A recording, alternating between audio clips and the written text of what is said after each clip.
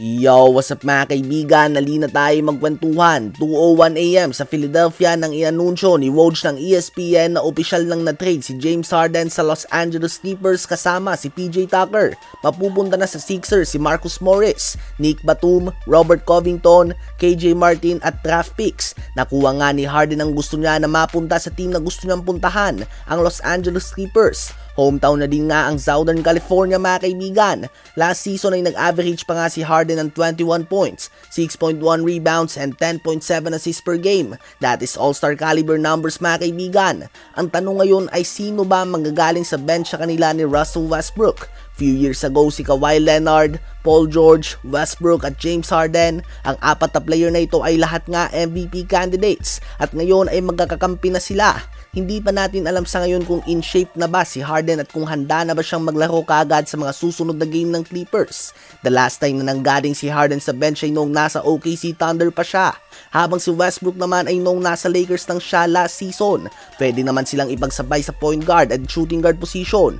Ngunit alam din natin nga na hindi epektibo silang dalawa bilang off-ball players. At pareho nga silang ball dominant players mga kaibigan.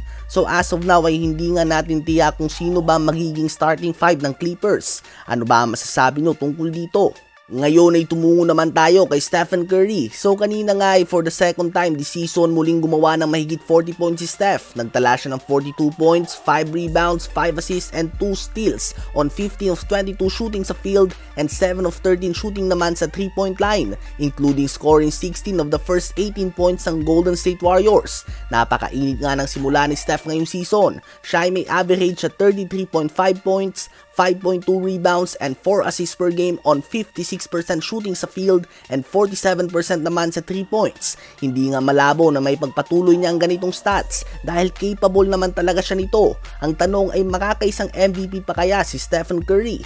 Maging sapat na ba ang ganitong stats para sa kanyang pangatlong MVP? Sa palagay ko ay mahirap pa din nga na manalo ng MVP si Curry kahit na magtala siya ng ganitong stats all throughout the season dahil andyan nga ang katulad ni Nikola Jokic na may average ngayon na 26.5 points, 12.2 rebounds and 8.5 assists per game on 65% shooting sa field and 46% naman sa 3-point line.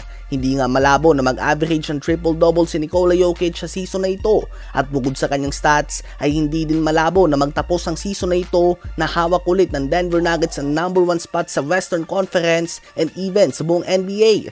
Perfect 4-0 nga sila to start the season ngayon. Bukod kay Jokic ay si Luka Doncic nga ay nagtatala din ng 39 points, 11.7 rebounds and 9.7 assists per game on 55.6% shooting sa field.